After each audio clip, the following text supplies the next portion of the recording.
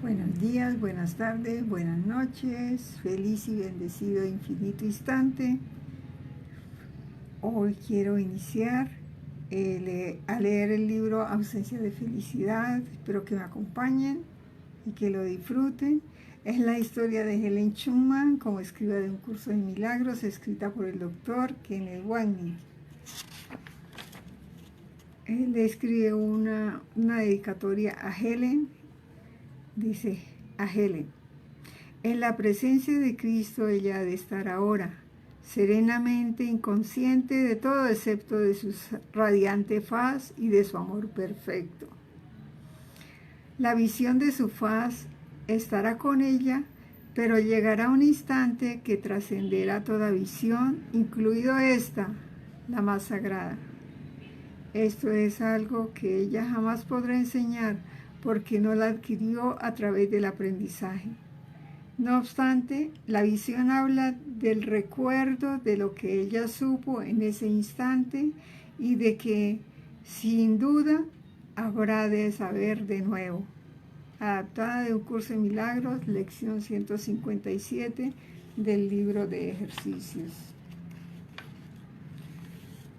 Este libro es un libro que consta de un contenido, una primera parte, los primeros años, segunda parte, la escritura de un curso de milagros, que tiene varios capítulos.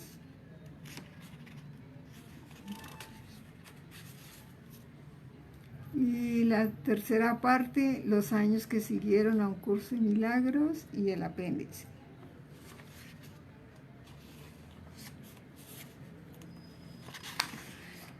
Vamos a leer el prefacio. Helen Schuman, el tema de este libro, fue la escriba de un curso de milagros.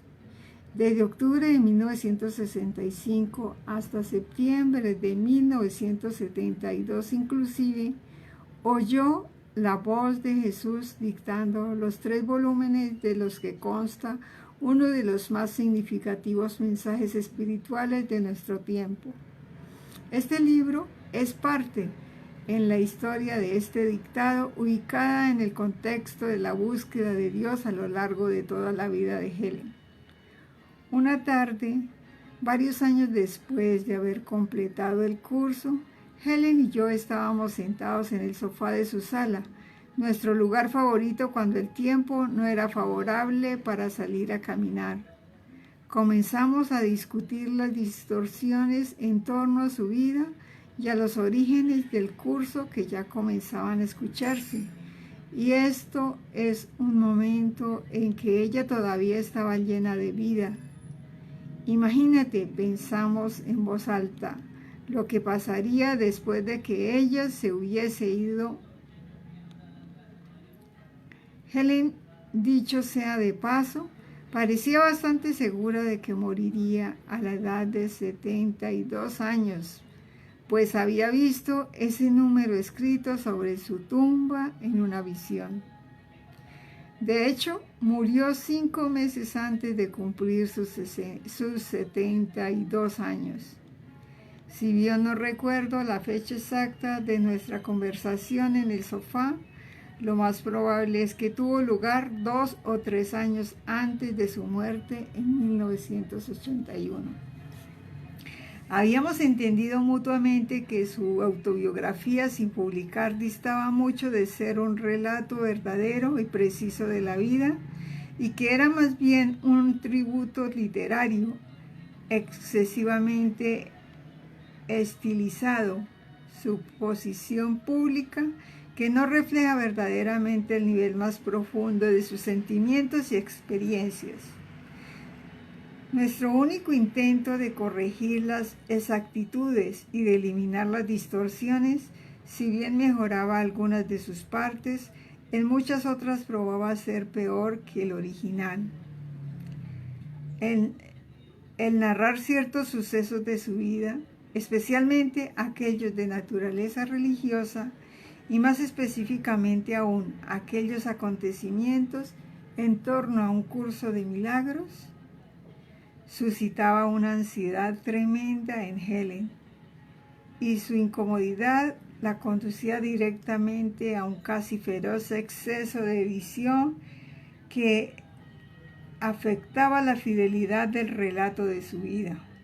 Fue en este contexto, por lo tanto, que le dije que yo escribiría su historia, así como los sucesos relacionados, internos y externos, que precedieron, acompañaron y sucedieron su labor como escriba del curso. Helen estuvo de acuerdo en que era una buena idea, y luego, como uno de los dos solía hacer con frecuencia, cité un pasaje de nuestras obras literarias favoritas, Hamlet. Cité parte de la escena final donde Hamlet está muriendo después de haber tomado de la copa envenenada y su fiel Horacio comienza a tomar el veneno para unirse con su amigo en su muerte. Rápidamente Hamlet arrebata la copa de las manos de Horacio, exclamando: ¡Oh, buen Horacio! ¡Qué nombre más execrable! Me sobreviviría de quedar así las cosas ignoradas. Si alguna vez me albergaste en tu corazón, permanece ausente de la felicidad y alienta por cierto tiempo en la fatigosa vida de este mundo de dolor para contar mi historia. 5:9. Distó mucho creer que ese mundo sea severo, ni experimentó como doloroso el hecho de que yo haya sobrevivido a Helen, ni pensaba así entonces. Sin embargo, yo tenía algunas premoniciones de lo que el mundo le haría a Helen. ¿Qué nombre más execrable me sobrevivirá? Repito de nuevo. ¿Qué nombre más execrable me sobrevivirá? Al no poder resistir la tentación de sensacionalizar, hacer un mito o de otro modo distorsionar su vida y sus experiencias. Sabía que esto solo opacaría la verdad de lo que fue una historia inspiradora y poderosa simplemente por ser lo que fue, sin necesidad de que se le ajustase a los criterios de Hollywood. Y por eso la necesidad de la biografía que yo habría de escribir, como en verdad lo abrigaba a ella en mi corazón, que reflejase más fielmente la experiencia de Helen, una vida dedicada a poner de manifiesto el mensaje de Jesús y, sin embargo, una vida que en verdad fue, al menos, la experiencia consciente de Helen, una ausencia de felicidad. Ciertamente ya han comenzado a aparecer algunos relatos distorsionados sobre Helen y los orígenes de un curso de milagros, y estos no le hacen justicia a 1. La verdadera experiencia que Helen tuvo de Dios y de Jesús. 2. La unicidad de lo que parecía ser su personalidad dual, de un ser espiritual altamente desarrollado unido a un ego casi igualmente desarrollado. 3. Su relación con William Thetford, que en un nivel fue el estímulo directo y proveyó el ambiente para la transmisión del curso. Un propósito primordial de este libro, por consiguiente, es escribir la crónica de la insólita y ambivalente relación que Helen tenía con Dios y con Jesús, la cual comenzó en su niñez y se prolongó durante todo el tiempo que duró su labor como escriba del curso hasta el momento de su muerte en 1981. El libro, sin embargo, no es una biografía convencional, pues no presenta una visión completa ni totalmente lineal de la vida de Helen. Tampoco es una psicobiografía, un género que ha sido un tanto favorecido en nuestra era freudiana. Haciéndome eco de un curso de milagros, este libro refleja un particular punto de vista, a saber, que el antes mencionado conflicto que había en Helen entre estas partes de su yo, el anhelo de regresar a Dios y el miedo a ese retorno, es el tema primordial en la vida de todo el mundo, independientemente de las circunstancias familiares y hereditarias. Este era un conflicto que simbolizaba ambos lados de la personalidad de Helen y que reflejaba la misma ambivalencia que todos compartimos en lo que respecta a nuestra relación con Dios y con la persona de Jesús, cuyo amor por nosotros fue lo más cercano que ha estado al mundo de experimentar el resplandeciente amor de Dios, nuestra fuente. Al enseñar el desarrollo de este conflicto personal y de su resolución última, estoy de ese modo escribiendo la historia de todo el mundo. El drama de ese aspecto de la vida interior de Helen refleja la vida interior de todas las personas, aparentemente atrapadas en un mundo carente de Dios y quienes deambulan por el mundo solos, inseguros y presos del miedo. Título 31, epígrafe 8, párrafo 1, frase 1. Mas todo el tiempo anhelando escuchar la llamada de Dios. ¿Lo leemos? No, creo que es lo mismo. Vamos a buscarlo.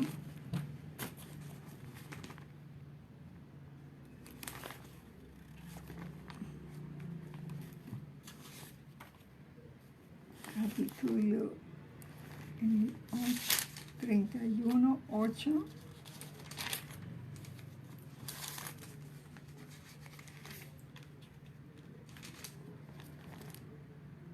8.7.1, párrafo 8 es elige de nuevo, del capítulo 31, la visión final, y el párrafo es el número 7, la frase 1. No me niegues el pequeño regalo que te pido, cuando a cambio de ello pongo a tus pies la paz de Dios y el poder para llevar esa paz a todos los que deambulan por el mundo solos, inseguros y presos del miedo.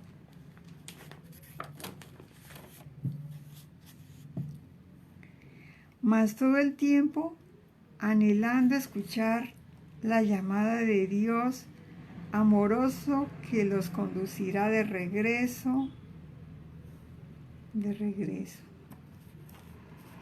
a Él, por lo tanto, en su mayor parte no me explayo en la vida mundana de Helen, la forma, excepto en la medida en que ésta refleja el contenido subyacente de este conflicto.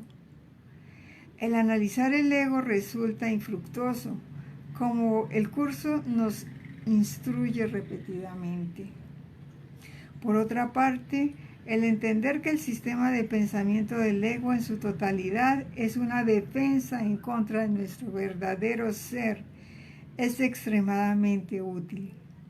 Así pues, por ejemplo, la clara ambivalencia de Helen hacia sus padres y hacia la religión organizada, lo cual provee una mina de oro de información para un psicólogo que trata de encontrar causas psicodinámicas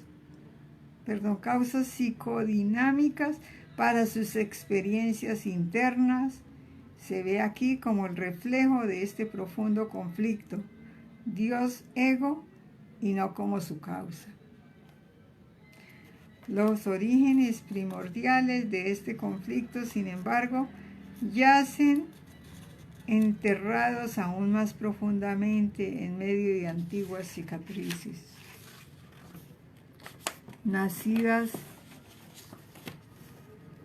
en el feroz campo de batalla de una mente transtemporal, mucho mayor que su diminuta expresión, la cual llamamos Helen Schumann. En la mente de un yo posseparado más extenso, entre paréntesis, llamado por un curso de milagros, la mente dividida o ego, que constituye la fuente de nuestro yo personal, tal como lo experimentamos. El entender la vida de Helen, por consiguiente, provee un modelo de este conflicto ontológico, Dios ego que ruge dentro de todas las personas. Al reconocer los dos lados de esta batalla, se puede reunir a los dos y trascender al fin. Helen, pues, no solo le llegó un curso de milagros al mundo,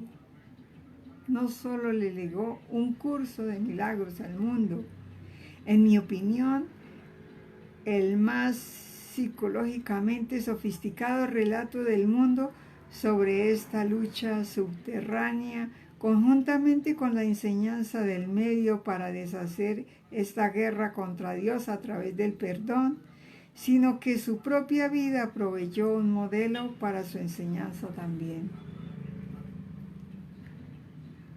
Muy pocos, si acaso, conocieron plenamente estos dos lados de Helen, de quedar así las cosas ignoradas de Hamlet, y es esta compleja combinación la que yo espero capturar en este libro. Si bien Helen no hubiese querido que se hiciese de público conocimiento durante su vida lo que yo voy a escribir, por razones que forman uno de los temas más importantes de este libro. Sé que le agradaría que yo presentara en ese momento su historia y la historia de los comienzos del curso. Por lo tanto, espero que este libro le devuelva a lo que se dice que fue la experiencia de Helen un balance que hasta ahora no ha tenido y que se grabe para la posteridad la maravillosa, cuando no dolorosamente humana historia de una mujer que permaneció absolutamente fiel a Jesús, a quien ella amaba y también odiaba sobre todos los demás. Y sin embargo, dicho esto, el amor y el odio no hacían sino cubrir con un velo el amor en ella que existía desde antes de que el tiempo fuese y que perdurara después que el tiempo cese de ser. Pues más allá del personaje y ambivalente lado de Helen, descansaba un ser totalmente distinto. En verdad, ser, entre comillas, sería una, y con mayúscula, sería una ortografía más apropiada, pues esta parte de su vida interior era totalmente impersonal y trascendía la relación amor-odio con Jesús, que en efecto era su yo personal. Casi siempre escondido en Helen, este lado de otro mundo, era no obstante el fundamento último de su vida y le impartía el significado desde el cual debe entenderse todo lo demás. Este libro, por lo tanto, tiene dos temas principales. El primero, el cual predomina en la relación de amor y odio de Helen con Dios y con Jesús, a lo que un curso de milagros se le refiere como el conflicto entre nuestros yos con mentalidad correcta y mentalidad errada. Al segundo, el cual fluye a lo largo como una corriente subterránea, es el amor de Cristo que Helen verdaderamente conocía, llamado Mentalidad 1 en el curso. Aunque me referiré a este ser con mayúscula transpersonal de vez en cuando, especialmente en la relación con la imagen recurrente que Helen tenía de la sacerdotisa, Dejaré para el epílogo una consideración más extensa de este aspecto de Helen y permitiré que el desarrollo de su lado personal forme el contorno básico de este libro. Al concluir su historia personal, retomaré entonces a este ser con mayúscula como un compositor concluye una sinfonía con una coda. El episodio final que introduce nuevos temas, mas sin embargo, él mismo permanece íntimamente conectado con el espíritu de la música que le precediera. Helen y yo compartimos un amor profundo el uno por el otro y por Jesús, en cuyo amor sabíamos que estábamos unidos y en nombre de cuyo curso nos habíamos unido.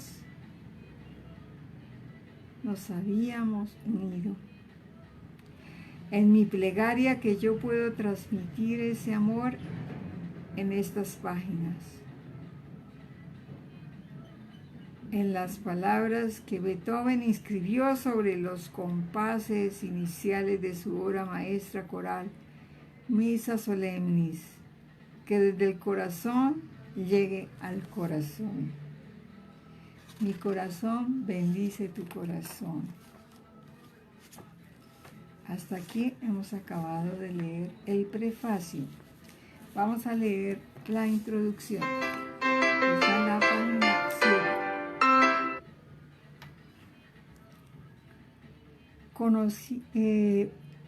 Introducción. Una abogada de mediana edad. Conocí a Helen un sábado por la noche, el día 25 de noviembre de 1972.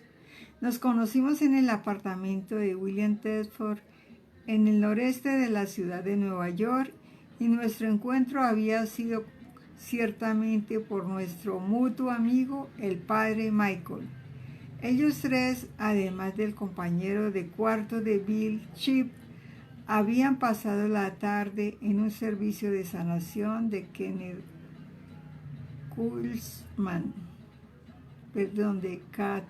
Katrin Kunzman, la famosa sanadora por fe, y les había impresionado cuanto no extenúa lo interesante sinceridad del servicio.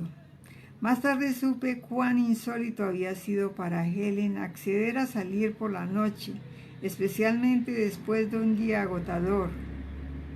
Al evocar esa reunión pude ver cierta inevitabilidad en las circunstancias que condujeron a la misma.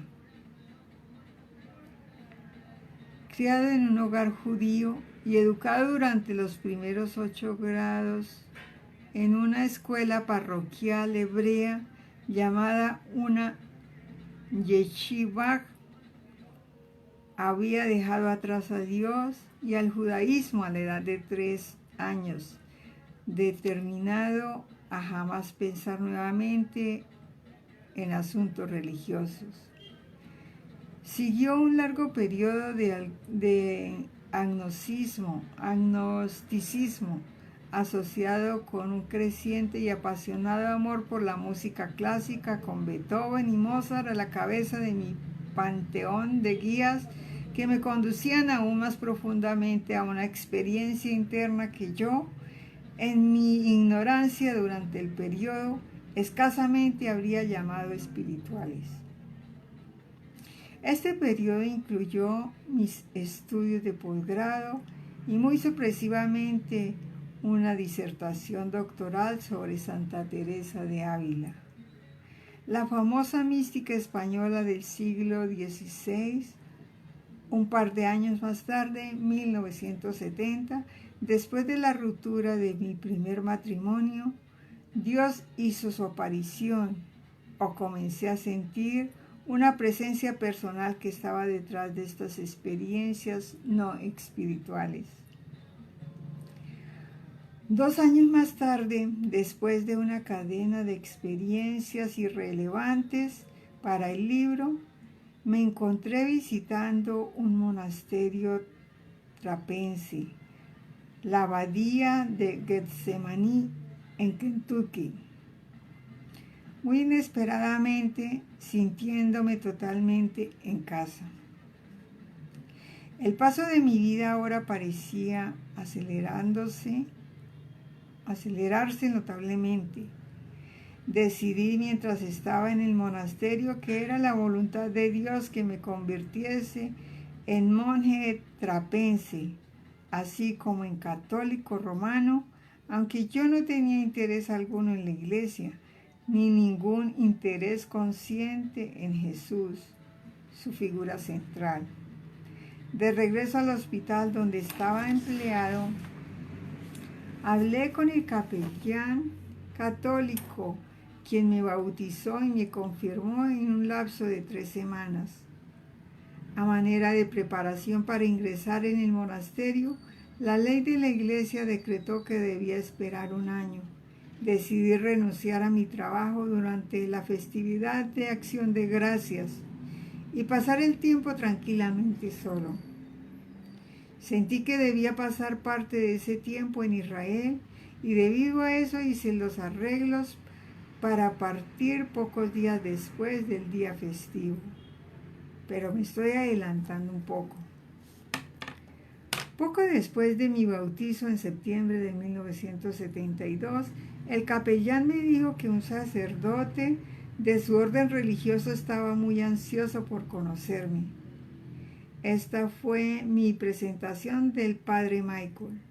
Las circunstancias fueron mucho más interesantes que esto. No obstante, él era psicólogo y había hecho parte de su posgrado bajo la supervisión de William Tedford y Helen Schumann en el Instituto Psiquiátrico que forma parte del Centro Médico Presbiteriano Columbia. Ellos 3 se hicieron buenos amigos y en verdad, Michael era una de las muy pocas personas con quien Helen y Bill compartían un curso de milagros, aun cuando éste estaba en el proceso de dictado.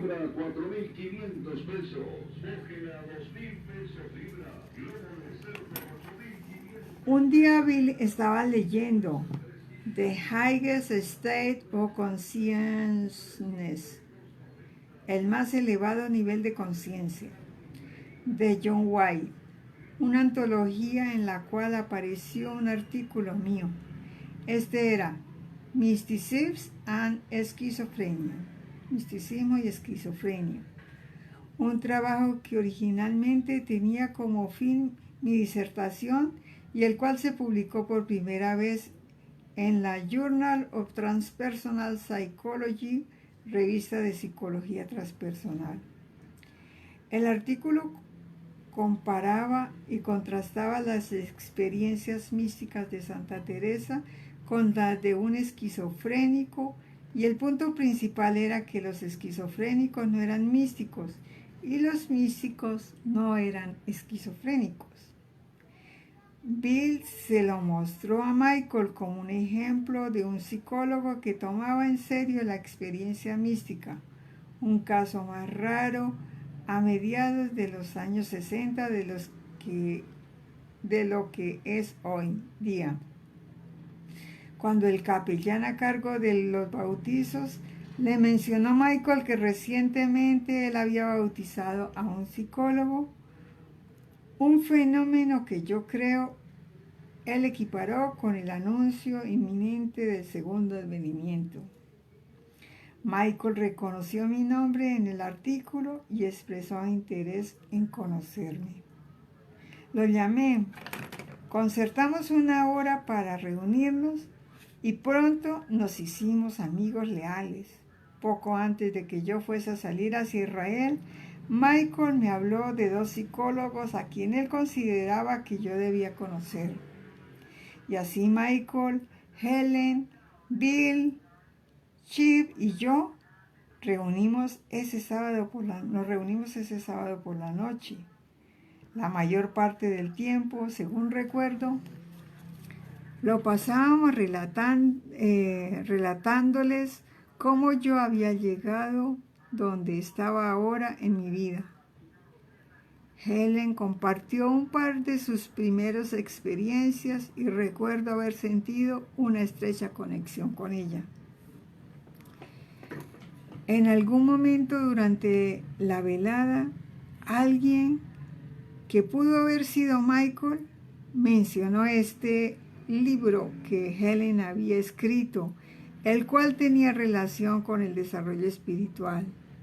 Bill señaló hacia un rincón de su lado donde guardaba su copia del manuscrito del curso en 7 carpetas negras para tesis. Por alguna razón, yo no sentí que debía hojearlas, aunque hubiese estado perfectamente bien para Helen y Bill si yo lo hubiese hecho. Terminó la velada y sentí que acababa de conocer a 2 personas muy santas, aunque obviamente no podía haber reconocido la importancia que habrían de tener en mi vida. Michael y yo llevamos a Helen hasta su apartamento al sur de Manhattan, y Helen mencionó que el nombre Wagner le parecía familiar, así como el nombre Schumann me parecía familiar a mí. Entonces nos dimos cuenta de que Helen conocía a mi ex esposa Ruth, quien había trabajado por un tiempo en el centro médico como asistente de investigaciones. Recordé que Ruth había experimentado a Helen como una persona que ofrecía mucho apoyo y que era muy útil, e igualmente Bill. Interesante por demás, esta asociación ocurrió dentro del primer año más o menos de la transmisión del curso. Después de dejar a Helen en su casa, Michael y yo nos dirigimos a su residencia donde pasé la noche. Antes de acostarnos, Michael me ofreció una copia del libro de Helen para que la examinara, pero nuevamente no sentí que debía examinarlo. Luego me acosté y sin embargo no podía conciliar el sueño, algo muy raro en el caso mío. Aunque cansado, estuve dando vueltas en la cama durante bastante rato, tratando de hallar la razón por la cual estaba teniendo tanta dificultad. Finalmente recordé un sueño que había tenido hacía poco más de un año. En el sueño yo estaba con un grupo de personas quienes me parecían ser considerablemente más jóvenes que yo. Una muy sabia abogada de mediana edad entró y me llevó a una sección distinta del salón, la cual se parecía a una biblioteca separada de los otros.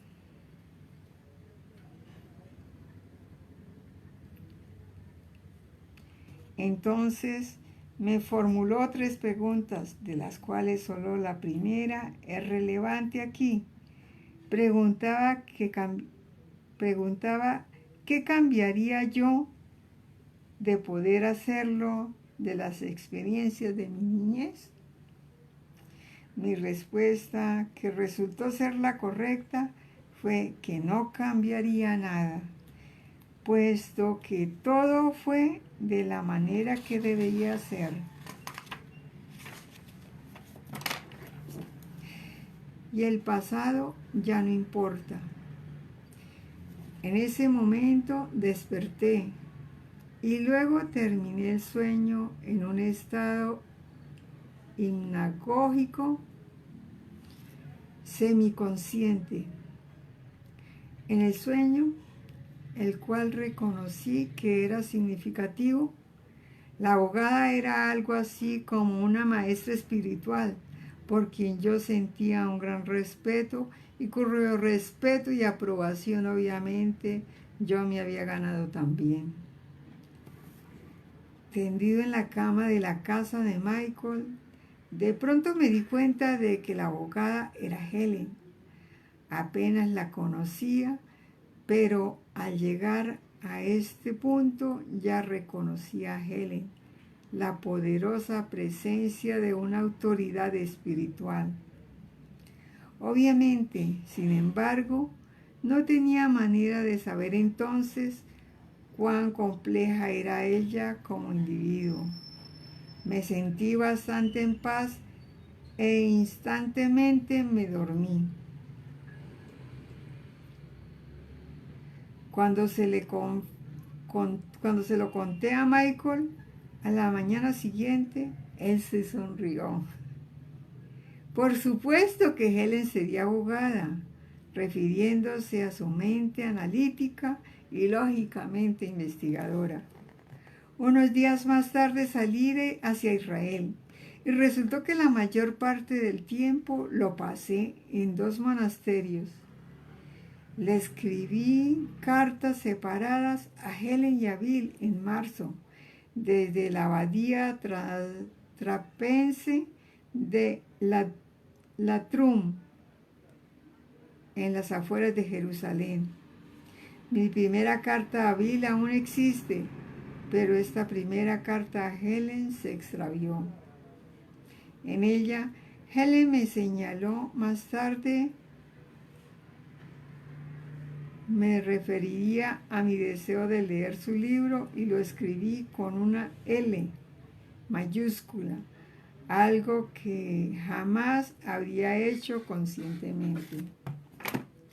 Por otra parte, mientras estuve en Israel, tuve 2 sueños relacionados con el libro de Helen. En el primero, me encontraba de pie en una plataforma del subterráneo de la ciudad de Nueva York. Caminé hacia un bote de basura y allí sobre él mismo estaba lo que yo sabía que era un libro muy santo, pero con el cual yo no estaba relacionado. En otro sueño, caminaba a lo largo de una playa y encontré ese mismo libro santo en la arena. Finalmente salí a la Trum y me fui a Labra Netofa, una pequeña y físicamente primitiva comunidad monástica en la cima de una montaña en la región de Galilea, desde la cual se podía contemplar una hermosa vista del extremo norte del famoso mar. Después de 2 meses, y sintiéndome muy a gusto allí, decidí permanecer en la cima de esta montaña por un lapso indefinido de tiempo. Pero antes de anidar allí, pensé que visitaría los Estados Unidos para ver a mi familia, así como para visitar a Helen y a Bill. En mi carta a Helen, en la cual le anunciaba mi visita escribí: puesto que permaneceré aquí bastante tiempo, he decidido volver a los Estados Unidos por cerca de 1 mes antes de regresar y establecerme aquí. Planeo llegar en algunos momentos cerca del fin de semana del 12 de mayo de 1973 y espero que podamos reunirnos pronto después de esa fecha. También espero con mucho interés poder leer tu libro, escrito aquí con una L entre comillas minúscula, mientras permanezca en los Estados Unidos. Me quedé con Michael al llegar a Nueva York y poco después él me llevó hasta el Centro Médico Presbiteriano Columbia. El recuerdo de Helen es que entré al salón y dije: hola, aquí estoy. ¿Dónde está el libro? Si bien sé que estaba ansioso de ver ese material, dudo que hubiese olvidado del todo mis buenos modales. Por lo menos hubiera saludado diciendo: hola, ¿cómo estás? Y luego: ¿dónde está el libro? Pero obviamente yo no podía esperar para ver el manuscrito de Helen. Helen y Bill tenían oficinas adyacentes dentro de un área cerrada más amplia y me sentaron en la oficina de Bill mientras él se iba a la de Helen. Helen me entregó sus 2 secciones favoritas, pues ellos han llegado y elige de nuevo, los cuales fueron de ese modo mi introducción a un curso de milagros. Leí ávidamente y apenas podía creer lo que estaba leyendo. Amante de Shakespeare por mucho tiempo, estas secciones extremadamente poéticas eran para mí igual de lo hermosas que cualquier otra cosa que el bardo hubiese escrito, y sin embargo recuerdo haber exclamado ante Helen y Bill que, a diferencia de Shakespeare, estas palabras contenían un profundo mensaje espiritual.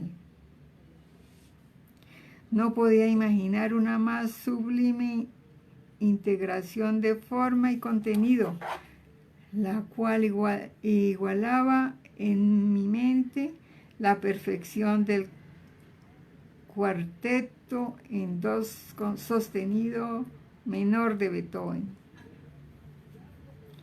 Mi memoria de la secuencia exacta de los acontecimientos es confusa, pero al comenzar a leer el texto desde el principio, reconocí rápidamente que el curso era la más perfecta fusión de psicología y espiritual que jamás había visto. Y estoy seguro de que no me llevó mucho tiempo darme cuenta de que un curso de milagros era la obra de mi vida, de que Helen y Bill eran mi familia espiritual y de que no iba a ser monje, sino que en lugar de eso me quedaría con ellos en Nueva York. Durante este periodo, el cual parecía tener una vida propia y el cual se extendió de la visita original de 4 semanas a 10 semanas, yo estaba dividiendo la mayor parte de mi tiempo para estar con Helen y Bill, juntos o individualmente, y con mis padres. Estos últimos comprensiblemente sentían considerable incomodidad y preocupación por su buen hijo judío, quien se había pasado al bando enemigo y quien además, según ellos, había sido secuestrado por un grupo de monjes muy sospechosos. Además viajaba un poco para ver a muchos amigos, incluso hice un viaje a la abadía de Getsemaní. Así pues, pasaba bastante tiempo con mi nueva familia, examinando el curso completo de mi vida, a veces en gran detalle. Helen y Bill parecían felices de escucharme y obviamente era importante para mí compartir con ellos quién era yo, al menos quién creía ser. Además, Helen y yo comenzamos a pasar bastante tiempo juntos y estaba claro que se había descubierto un verdadero nexo entre nosotros. También pasaba tiempo solo con Bill y sentía una cercanía con él. Considerándolo todo, yo estaba algo sorprendido con la apertura de Helen y Bill para compartir conmigo sus dificultades con el curso y el estado general de infelicidad de sus vidas, sin embargo, el de uno con el otro. Así pues, el periodo de luna de miel no duró mucho para mí. A medida que el otro aspecto de las vidas de Helen y Bill se hacía dolorosamente al principio bastante claro, Helen y Bill, personas mucho más complejas de lo que me había parecido originalmente. Mis reacciones iniciales hacia ellos ciertamente no eran desacertadas, simplemente incompletas. El amor que yo sentía por Helen y Bill su dedicación a Dios y un curso de milagros que yo conocí desde el principio jamás disminuyó en mi mente. Pero otra dimensión en ellos comenzó a alborear lentamente en mi conciencia, la cual yo estaba sofocado por un tiempo. Había allí dos personas bondadosas e inteligentes, nada menos que psicólogos clínicos, con quienes yo era capaz de platicar abiertamente de mi relación con Dios y con Jesús y encontrar total comprensión. Es más, ellos eran, después de todo, las dos personas responsables de este extraordinario libro que yo comenzaba a ver como el punto central de mi vida y la culminación de mi viaje pasado y el cimiento para el resto de mi tiempo aquí.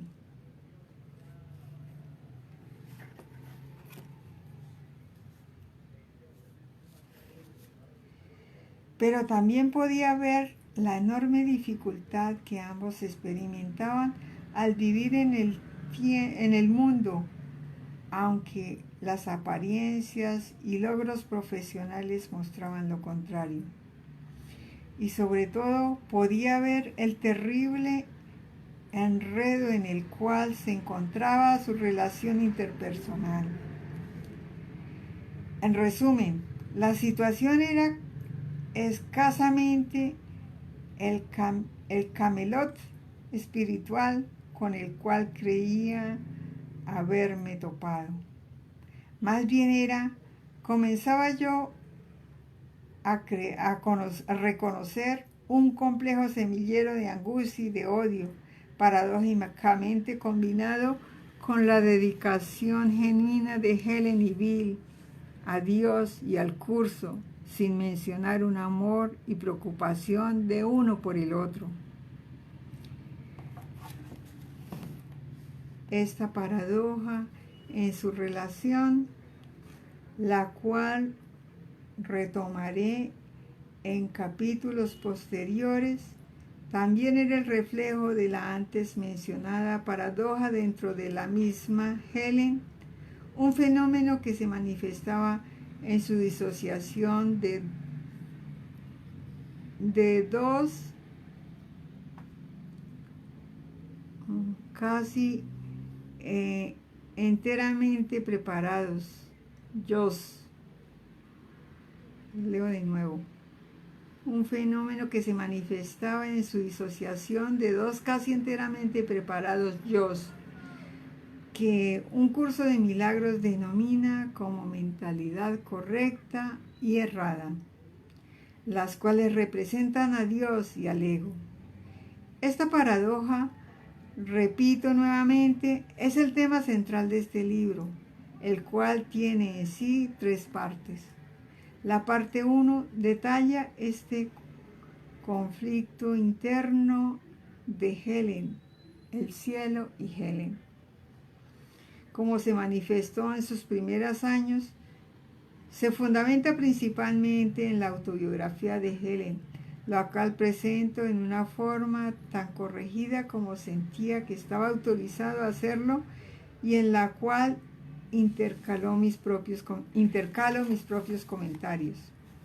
La parte 2 describe ampliamente cómo Helen y Bill se conocieron y cómo ocurrió la escritura de un curso de milagros.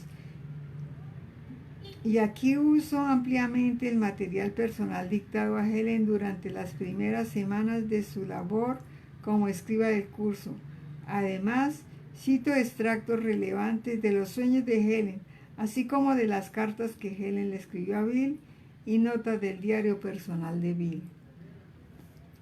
En la parte 3, retorno al periodo de mi asociación con Helen y Bill, el cual comenzó básicamente en 1973 y específicamente evocó mis reminiscencias personales de Helen para discutir sus dos lados y la resolución última de este conflicto. Una vez trascendida esta dualidad, solo permaneció su único ser con mayúscula, Así pues, la parte 1 y 2 cubren el lapso desde la niñez de Helen hasta el otoño de 1972, cuando ella concluyó su labor como escriba de curso. La parte 3 de este libro cubre el periodo final de su vida, 1973-1981, en que yo estuve tan íntimamente relacionado con ella. Por acá hay un pie de página 3, dice: Helen y Bill me habían nombrado su archivista de todo el material relacionado con un curso de milagros, el cual incluía los libros originales de Helen y todos los subsiguientes manuscritos mecanografiados del curso. Los derechos de autor de este material me pertenecen y aparecen bajo el título de Unpublished Writings of Helen Schuman, volúmenes 1 al 22. Escritos inéditos de Helen Schuman, volúmenes 1 al 22. Estos escritos incluyen también la autobiografía de Helen mencionada antes, correspondencia entre Helen y Bill, entre Helen y yo, los sueños de Helen los sueños de Helen, disertaciones o composiciones para estudios universales de literatura y posgrado, etc. Cito extensamente de estos escritos en los capítulos subsiguientes. Bueno, hasta aquí hemos acabado de leer el prefacio y la introducción. En otro video vamos a empezar a grabar la parte 1, los primeros años. Gracias, bendiciones. Es bueno conocer pues esta historia del curso de milagros, porque algunas cosas que no entendemos del libro de la Fundación para la Paz Interior, de un curso de milagros, que ya transcribieron todas las notas y todo el dictado, algunas cosas no las comprendemos, pero al leer este libro, Ausencia de Felicidad, las notas de Lourdes, vamos comprendiendo mejor lo que querían decir en cada párrafo, en cada oración del libro de Un Curso de Milagros. Bueno, muchas gracias, espero que lo disfruten, lo usen, lo escuchen y me acompañen a leerlo. Feliz y bendecido infinito instante para todos, los amo y los llevo con amor en mi corazón. Bye bye.